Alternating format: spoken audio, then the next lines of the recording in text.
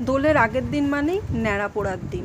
আমাদের ছেলেবেলায় আমরা সেখান থেকে ডালপালা কুড়িয়ে এনে ন্যাড়া পোড়া করতাম, আর মাখো মাখো করে আলু পোড়া মাখা খেয়ে আমরা মেমোরেবল ডে করে রাখতাম ন্যাড়া পোড়ার দিনটাকে।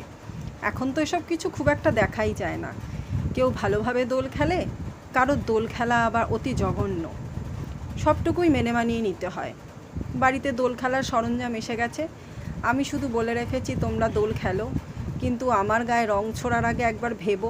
তোমরা আনন্দ করবে, কিন্তু আমি হাত পা চুলকে মরবো। জানি না কতদূর বাঁচবো। যদি বাঁচি তাহলে তোমাদেরকে সেই ভিডিও অবশ্যই শেয়ার করে দেখাবো বন্ধুরা। আমি আমার ভিডিও তোমাদের সাথে শেয়ার করি, সেগুলো অবশ্যই কমেন্ট করে জানিও কেমন লাগে। তোমাদের ভালো লাগলে আমারও ভালো লাগবে। সন্ধেবেলা দেখি পূর্ণিমার চাঁদ উঠেছে আকাশে, মনটাই ভালো হয়ে গেছে।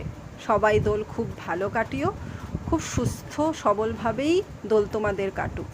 ভালো থেকো সবাই।